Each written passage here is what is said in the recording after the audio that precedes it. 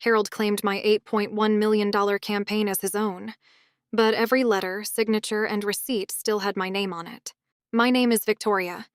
I am 61 years old. I have served on 3 nonprofit boards, chaired 2 capital campaigns, and raised, over the course of my career, somewhere north of $42 million for institutions that mattered to me. I do not say that to impress you. I say it so you understand what kind of woman Harold Fenwick decided to underestimate. The Meridian Arts Foundation came to me in late 2015. The executive director at the time was a woman named Eleanor Chase, who I had known since our daughters were in kindergarten together. Eleanor sat across from me at the Brewster Club on a Tuesday afternoon, ordered the watercress soup, and asked me to architect the largest campaign in the foundation's history. $8.1 million. 3 years. New wing, conservation lab, education endowment. I said yes before the soup arrived. Eleanor smiled the way old friends smile when they already know your answer.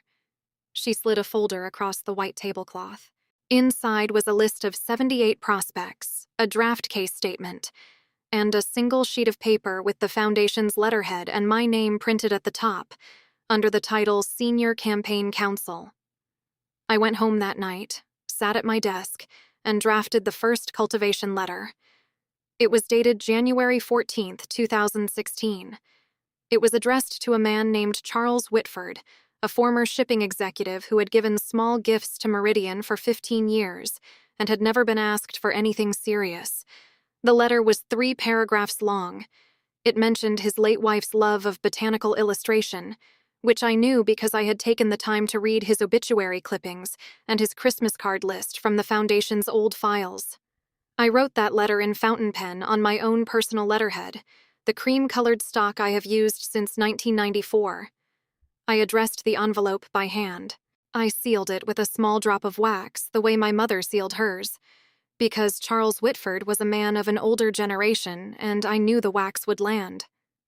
I walked to the post office on Friday morning and mailed it myself. I keep the postal receipt.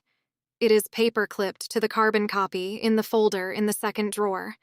That letter eventually convinced Charles Whitford to give $1.2 million. I kept a copy, on my own letterhead, with my own signature, dated, filed, and slipped into a manila folder labeled simply Whitford, Cultivation, in the second drawer of the oak filing cabinet that sits in the corner of my home office.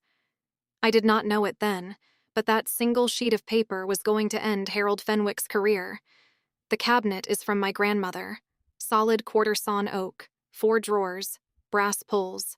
She used it for her own correspondence when she ran the women's auxiliary at the hospital in 1962. The lock still works. The key still hangs on a small hook inside the kitchen pantry, where I have always kept it. There is something about a woman who locks her own filing cabinet that men consistently fail to anticipate. That was when I stopped listening to her tone and started reading the numbers. Harold Fenwick joined the Meridian Board in March of 2016, 2 months after I had begun the campaign. He came in through the side door, the way men like him always do. A dinner with a trustee, a round of golf with the board chair, a favor called in from a college roommate. He was 68 years old, recently retired from a regional bank, and looking, in his own words, for something meaningful to do with his afternoons. The board made him chair within a year. I do not begrudge any man a seat at a table he has earned. What I begrudge is a man who arrives at the table, watches another person work, and then describes that work as his own when the lights are on and the photographers are present. Harold attended his first donor lunch in May of 2016. I had organized it. I had selected the venue, the menu, the wine, the seating chart. I had spent 4 hours that morning handwriting place cards because I do not believe in printed names at intimate gatherings. Harold arrived 10 minutes late, kissed Eleanor on both cheeks, and asked me in front of 3 trustees whether I could refresh his glass. I refilled his glass. I smiled. I sat down at my own seat. The room did not know what I knew yet. By the fall of 2016, I had cultivated 11 of the 34 lead donors who would eventually fund the campaign. Each one had received a personal letter on my own letterhead, drafted at my desk, signed in fountain pen and followed up with a hand-delivered visit. I kept copies of every letter. I kept notes from every visit. I kept the menus from every lunch and the seating charts from every dinner. I am not sentimental about paper. I am methodical. There is a difference between sentimentality and method, and women of my generation were taught that difference early. My mother kept her household ledgers in a green cloth-bound book in the kitchen drawer for 47 years. She could tell you, in 1989, what she had paid for a chicken in 1962. Not because the chicken mattered, because the habit mattered. Because a woman who keeps her own ledger is a woman who cannot be told what she paid. I inherited the habit. I inherited the green cloth-bound book. I keep it on the shelf above the oak cabinet, although I do not write in it anymore. Some objects are kept for the company they offer. In the spring of 2017, the campaign passed $3 million in commitments. Eleanor took me to lunch at the same Brewster Club, ordered the same watercress soup, and told me she was retiring at the end of the year. She wanted me to know first. She wanted me to be prepared. She said, and I remember the exact phrasing, that the board was going to need to decide what to do with the campaign once she was gone. I told her not to worry. I told her the campaign would continue. I told her that I would finish what I had started. She looked at me across the table, set down her spoon, and said something I did not fully understand at the time. She said, "Victoria, be careful with Harold. He writes everything down twice, once for the record and once for himself." I nodded. I changed the subject. I went home and added a single line to my own personal log of the campaign, the one I kept in a leather-bound journal in the bottom drawer of the oak cabinet. The line read, "Eleanor warned me about Harold today." I dated it. I underlined his name. I closed the journal. In June of 2017, Eleanor retired. The board promoted an interim director, a man named Jeffrey, who had no opinions and no spine. Harold filled the vacuum the way water fills a basement. By August, he was chairing every committee meeting. By September, he had requested a full briefing on the campaign. By October, he had asked me, casually, over coffee in the foundation's small kitchen, whether I would mind if he sat in on a few donor lunches. I said, of course. I added the lunches to the calendar. I prepared the briefing memos myself, because I always do. I included donor histories, family details, gift capacity estimates, and recommended cultivation strategies. I gave Harold copies. I kept the originals. This is the first red flag. Pay attention. In November of 2017, at a mid-campaign donor lunch held at a private dining room downtown, Harold seated himself beside Charles Whitford without consulting me about the seating chart. I had placed Charles next to a trustee whose late wife had also collected botanical prints, because I knew it would create a conversation worth having. Harold moved the place cards before anyone arrived. He told the maitre d' it was a last-minute board decision. He sat himself between Charles and the dessert. I watched from across the room as Charles took out his business card holder, slid a card free, and handed it to Harold. Charles had been one of my prospects for 11 months. He had not yet committed to a gift. We were 3 weeks away from the ask. 11 months of cultivation, of letters, of phone calls, of remembering his daughter's wedding date and his late wife's birthday. 11 months of careful and patient work, and Harold took the card in 18 minutes over a plate of seared scallops. I did not say anything. I refilled my own water glass. I made a note that evening, in the leather-bound journal, dated November 14th, 2017. The note read, "Harold took Charles's card today. He did not ask. He did not tell me. He smiled at me across the room afterward as though we shared a secret.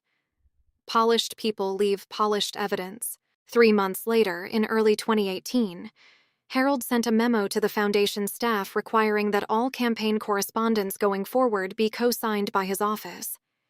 He framed it as board governance. He used phrases like institutional alignment and unified voice. He set the policy effective immediately, with no discussion at the board level and no consultation with me. I received the memo on a Wednesday morning. I read it twice. I walked over to the oak cabinet, opened the second drawer, and looked at the 2 years of cultivation letters I had already written and signed. They were all on my letterhead, not the foundation's. Mine. Because Eleanor and I had agreed in 2016 that personal letters from a respected community figure carried more weight than institutional correspondence. She had wanted my name on every envelope. We had made it part of the strategy. Harold's memo did not change the past. It only changed the future. And it told me, more clearly than anything else, what he was planning to do. That afternoon, I went to the office supply store on Maple Street and bought 3 additional manila folders, 2 reams of acid-free paper, and a small fireproof safe. I had the safe delivered to my home that evening. I placed it in the closet of my home office behind a row of winter coats. I transferred the originals of every cultivation letter, every donor note, every internal memo, and every signed acknowledgement into the safe. I left photocopies in the oak cabinet. I did not tell anyone. Not my husband. Not Eleanor. Not the assistant who came in twice a week to help with correspondence. The safe was for me alone. The signature was small. The mistake was not. Harold's mistake, the one he would not understand until the very end, was that he believed governance was a tool he could use to seize control. He did not understand that governance, properly practiced, leaves a paper trail he could not erase. I did one other thing in February of 2018, the week the memo arrived. I called Eleanor. She was retired by then, living in a small stone cottage 2 hours north of the city, the kind of cottage with a wood stove and a view of a slow river. I drove up on a Saturday morning. I brought her a tin of the shortbread she liked. We sat at her kitchen table for 3 hours. I told her about the memo. I told her about the place card at the November lunch. I told her about the business card. I told her about Charles, although I did not tell her his name. Eleanor poured another cup of tea. She did not look surprised. She said, "Victoria, listen to me. Do not write him a letter. Do not call the board. Do not let anyone see you flinch. Just keep your records. The records will do the work, if you let them." Then she said one more thing. She said, "And keep them in your own home, not in the office, not in a safe deposit box where a court can ask for them before you are ready. Keep them where you control the key." I drove home that afternoon and ordered the fireproof safe. Eleanor died 18 months later, in October of 2019, of a stroke at the kitchen table where we had sat. I miss her. I think of her every time I open the second drawer. In June of 2018, with the campaign at $6.4 million in commitments, Harold began taking private meetings with my lead donors. He scheduled them through Jeffrey's calendar, not mine. He held them at his club, not the foundation. He did not invite me. He did not brief me afterward. When I asked Jeffrey about a particular meeting with Charles Whitford in July, Jeffrey looked at his shoes and said it had been an informal conversation about board priorities. I went home that night and wrote a letter to Charles, on my own letterhead, dated July 19, 2018.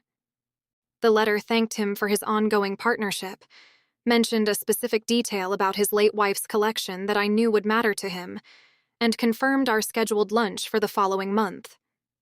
I signed it. I mailed it. I kept the carbon. Charles called me 3 days later. He said, "Victoria, I had a strange meeting with Harold last week. He spoke as though he had been the one cultivating my interest. I just wanted you to know." I thanked Charles for telling me. I did not say anything else. I added the call to the journal, dated and underlined. The second open loop, the one I would not see clearly for another 2 years, opened that afternoon. Jeffrey, the interim director with no spine, had been keeping a parallel set of meeting notes for Harold. I learned this much later, during the audit. He had been instructed, in writing, to copy Harold privately on every donor interaction in the Foundation's calendar, while continuing to copy me as senior campaign counsel for appearance. The instruction came in an email dated April 11, 2018. It used the phrase "discretion in service of the institution." It was 22 words long. Harold had signed it "best," Harold, with the bank-style flourish he used on all his correspondence. He had written it down. He had sent it. He had filed it on the Foundation's own server because he believed his governance memo of February 2018 had given him the authority to do so. The betrayal had not started in November of 2018. It had been planned, scene by scene, since at least the previous spring. And Jeffrey, who was not a strong man but was a tidy one, had kept every email. The room did not know what I knew yet. In September of 2018, Charles Whitford committed his gift. $1.2 million.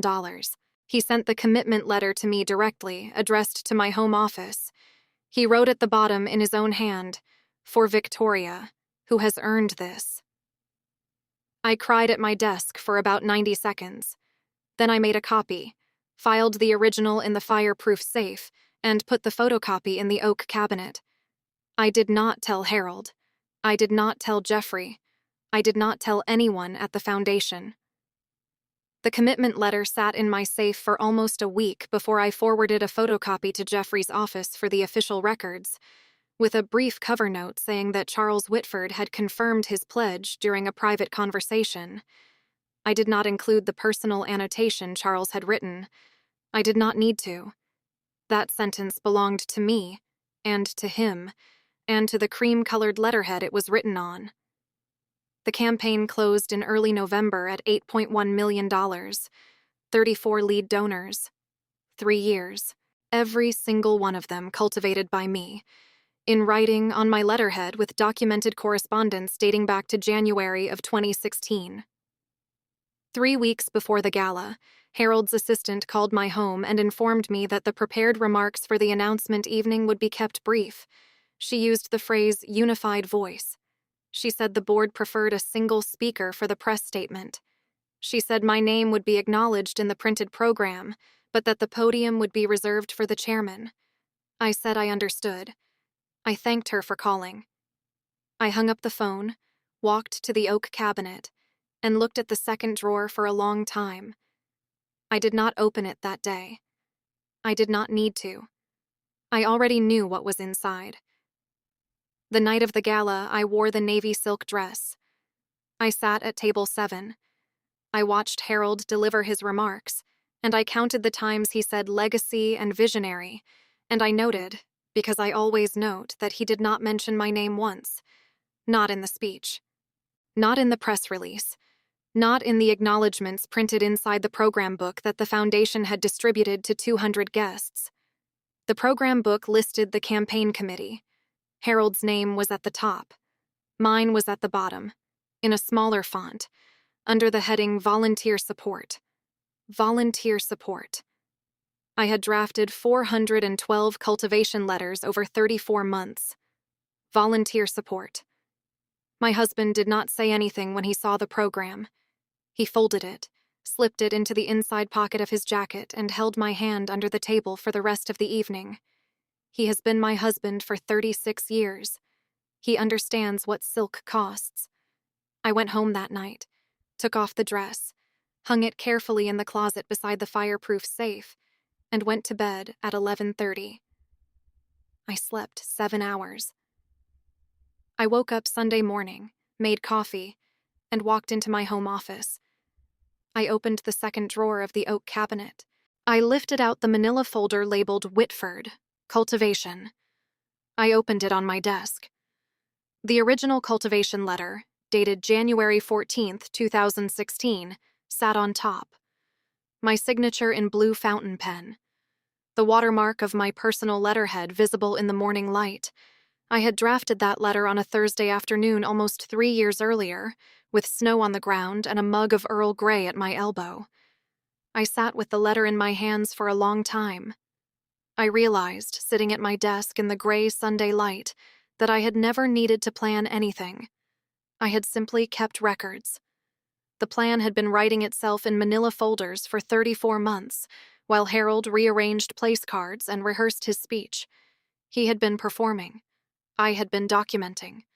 Polished people leave polished evidence. I closed the folder. I returned it to the drawer. I locked the cabinet. I put the key back on its hook in the pantry. I poured a second cup of coffee and sat at the kitchen table and watched the cardinals at the bird feeder for 40 minutes. I did not act that day. I did not act the following week. I did not act for almost 18 months. This is the part that men like Harold never understand. The waiting is not weakness. The waiting is the strategy. A woman who acts in November of 2018 is a woman whose anger is fresh, whose evidence looks like grievance, whose timing makes her look like the problem. A woman who acts in May of 2020 is a woman whose evidence looks like a paper trail. In December of 2018, the foundation removed me from the donor stewardship list. The change was communicated in a brief email from Jeffrey, who described it as a transition in volunteer capacity. I was no longer invited to cultivation events. I was no longer copied on donor correspondence. I was no longer included in the campaign committee meetings, which had been renamed the Stewardship and Legacy Committee, with Harold as its founding chair. I did not protest. I did not call the board. I did not write a letter of complaint. I sent Jeffrey a polite reply thanking him for his communication and wishing the foundation continued success. Then I went back to my filing cabinet. Over the next 14 months, I quietly continued my own correspondence with the donors I had cultivated. Holiday cards, birthday notes, a handwritten condolence letter when one of them lost a brother, a small bouquet of white roses sent to Charles Whitford on the 3rd anniversary of his late wife's death. None of it on foundation letterhead, all of it on my own, all of it personal, all of it filed. Charles Whitford called me on a Tuesday morning in February of 2020. I was at my desk. I had just poured a cup of tea. The telephone rang twice before I picked it up. He said, "Victoria, I want to ask you something, and I would like you to be honest with me. Why are you no longer involved with the foundation?" I have been receiving correspondence from Harold for over a year now, and the tone is not the same. I have been making excuses for his approach. Last week, he asked me to consider an additional gift, and the way he phrased it told me something is wrong. So I am asking you directly. What happened? I held the receiver in my hand for about 4 seconds before I answered. I told Charles the truth. I did not exaggerate. I did not editorialize. I told him I had architected the campaign from January of 2016 through November of 2018. I told him that all 34 lead donors had been cultivated through my personal correspondence on my own letterhead. I told him that the credit for the campaign had been publicly attributed to the board chair. I told him I had been removed from the donor stewardship list in December of 2018, and that I had retained complete records of my correspondence. There was a pause on the other end of the line. A long one. The kind of pause that men of Charles Whitford's generation use when they are doing arithmetic that involves their reputation. He said, "Victoria, would you be willing to share those records with the Foundation's Ethics Committee?" I said yes. He said, "I will make a phone call this afternoon." He did. What I did not know, sitting at my desk with the morning tea cooling, was that Charles had already made other phone calls. He had spoken with 2 of the other lead donors over the previous month. He had compared the cultivation letters they had received from me in 2016 and 2017 with the recent correspondence from Harold's office. The tone, the names, the small personal references, all of it told him the same story. 3 of the largest donors to the campaign had quietly arrived at the same conclusion on their own, and had been waiting, in the careful way men of that generation wait, for the right person to ask the right question. Charles asked. The other 2 confirmed. By Tuesday evening, the Foundation's Ethics Committee had received 3 independent letters of concern, all postmarked within 24 hours of each other, all on personal stationery, all signed by donors whose combined gifts to the campaign exceeded $3.8 million. The Foundation could not ignore 3 letters from 3 donors of that scale. It would have been institutional suicide. Margaret Holloway has told me, since, that the chair of the Ethics Committee called her on a Wednesday morning and said simply, "Margaret, we have a situation. Bring everything you have." The Ethics Committee convened 9 days later. I attended in person. I brought a leather portfolio containing photocopies of 47 cultivation letters, including the original Whitford letter dated January 14th, 2016. I brought my journal entries, dated and underlined. I brought the original memo from Harold instituting the co-signature requirement. I brought the program book from the gala with volunteer support circled in pencil. I spoke for 22 minutes. I did not raise my voice. I did not use the word betrayal. I described the chronology. I named the donors. I quoted the dates. I let the photocopies speak. The committee asked 3 questions. I answered each one with a single sentence. I left the portfolio on the conference table when I walked out. The first question came from a trustee I had known for 20 years. He asked whether the cultivation letters had been written with the foundation's knowledge and approval. I said yes, in writing, signed by the previous executive director in March of 2016. The second question came from a younger committee member, a woman in her 40s who worked in compliance at a regional bank. She asked whether I had at any point used the foundation's resources, staff time, or funds to produce the personal correspondence. I said no. The letters were drafted at my home, on my paper, in my own time, and mailed at my own expense. The receipts were in the portfolio. The third question came from the chair. She asked me what I wanted. I said I wanted the public record corrected. I said I did not want money. I said I did not want a position. I said I wanted the donors I had cultivated for 3 years to know the truth about who had written to them, and on whose letterhead, and in whose hand. She wrote that down. She underlined it. She thanked me for my time. Silk can be soft and still leave a mark.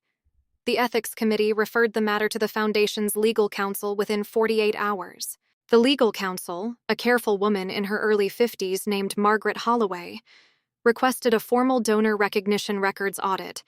The audit included subpoenas for every piece of campaign correspondence held by the foundation, every email exchange involving Harold and the lead donors, and every internal memo touching on the co-signature policy. The subpoena was filed in March of 2020. I was informed by Margaret in a brief professional letter. I filed the letter in the oak cabinet, in a new folder labeled simply Audit. The audit took 10 weeks. I was not asked to participate beyond providing my photocopies, which I had already submitted. I went about my life. I served on my other boards. I had lunch with my daughter. I planted tulip bulbs in October because the season had come around again. In late May of 2020, Margaret Holloway called me at home. She said the audit was complete. She said the findings were substantial. She said the legal counsel's office had drafted a formal letter summarizing the conclusions, and that the letter would be delivered to the board chair at the next board dinner, which had been scheduled for June 17th at Harold's Club downtown. She asked me if I would be present. I said no. I said I would be at home, with my husband, eating pasta primavera and watching the cardinals at the bird feeder. I said I had spent 34 months in those rooms. I had no further need to attend. She paused. Then she said, "Victoria, I understand. I will call you afterward."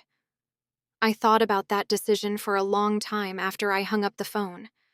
I had spent 34 months building the relationships in those rooms. I had drafted the place cards. I had refilled the water glasses.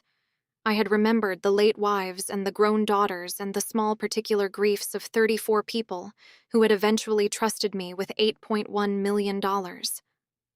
I could have walked into that dining room on June 17th. I could have stood in the doorway. I could have watched Harold's face when the letter was read. But elegance, when it is real, does not require a witness. It only requires the work to have been done.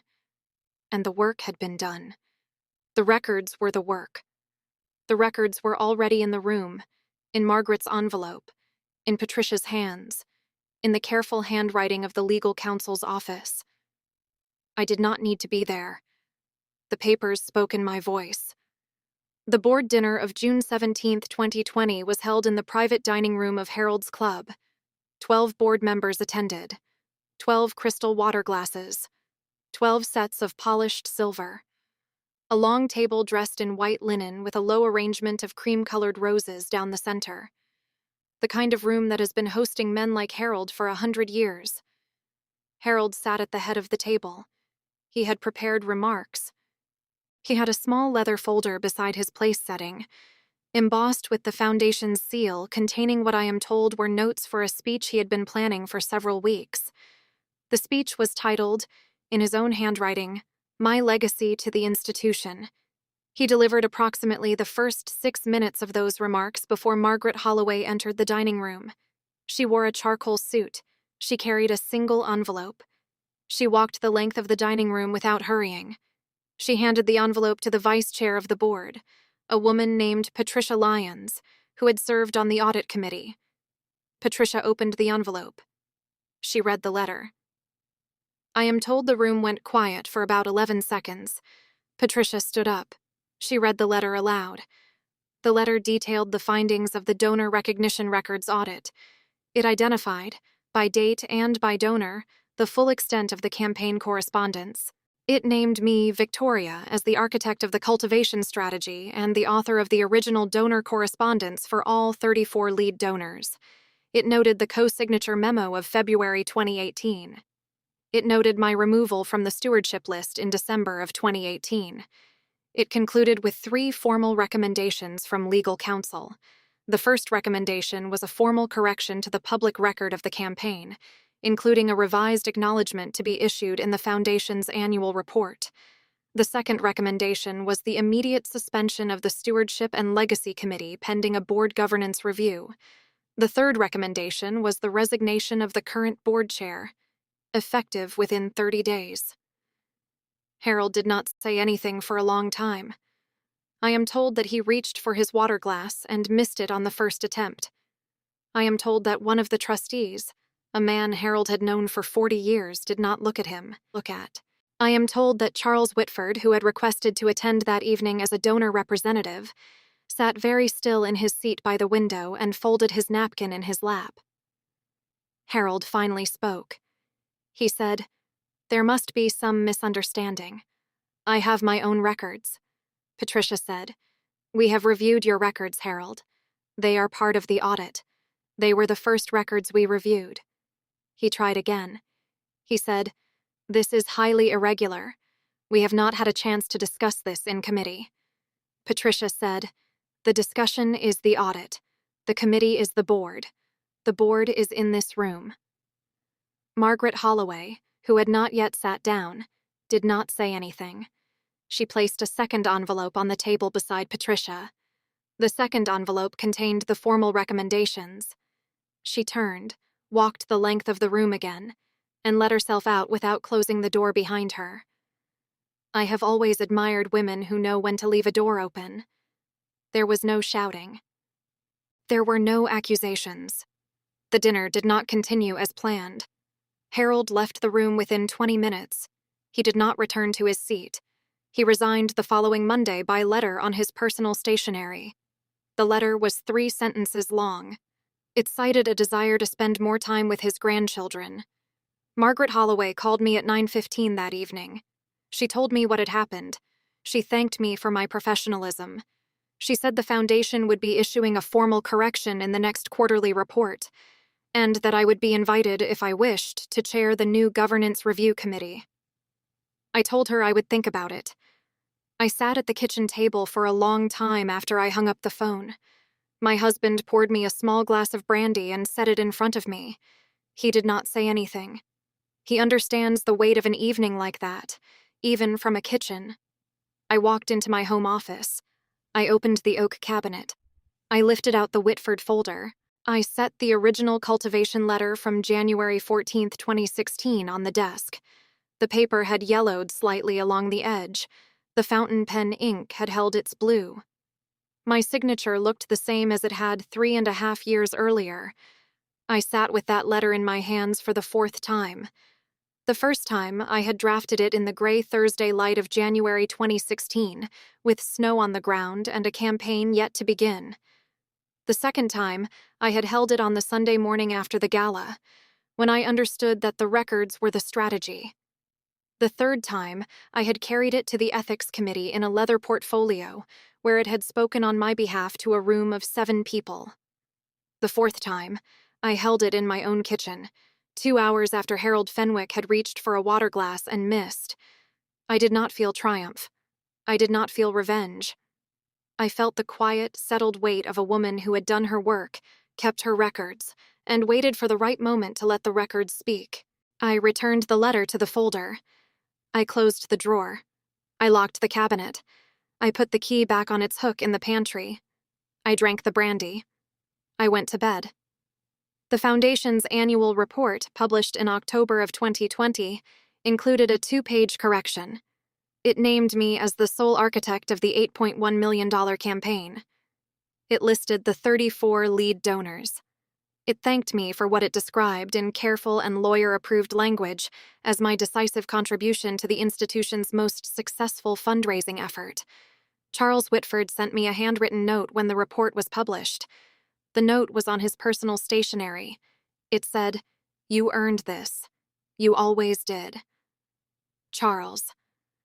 I filed the note in the oak cabinet in the Whitford folder on top of the original cultivation letter. The 2 pieces of paper sit together now, dated 3.5 years apart. The first one in my handwriting, the second one in his.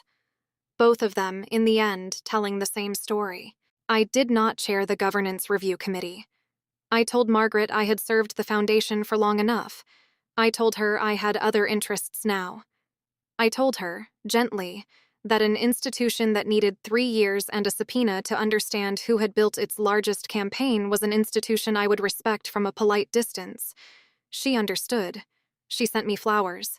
She called me twice a year afterward, on the anniversary of the audit and at Christmas. Harold Fenwick lives, as far as I know, in a smaller house now. He did not return to the foundation. He did not return to most of the boards he had served on. The ones that did keep him moved him to honorary roles, which is the polite way of saying nowhere. I have not seen him in person since November of 2018. I do not need to.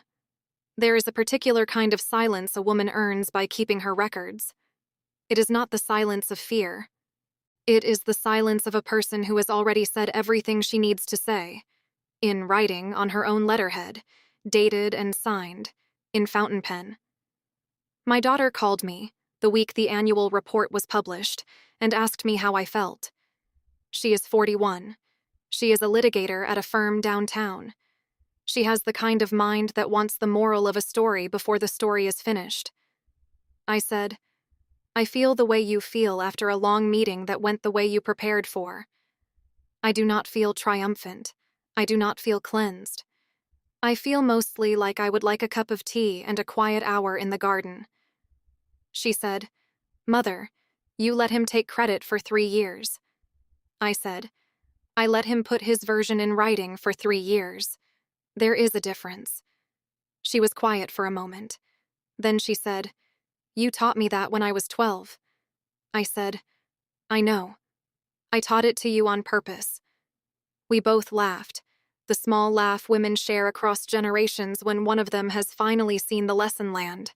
She came over for dinner that Sunday. We sat at the kitchen table where I have done most of my serious thinking for 30 years. She brought a bottle of decent wine. She did not ask any more questions about Harold. Polished people leave polished evidence. I have known that since I was a girl. My grandmother told me, the year she gave me the oak cabinet, that a woman who keeps her own letters is a woman who keeps her own life. I keep my life in the second drawer. And if stories like this remind you that silence can be strategy, subscribe to my channel for more stories.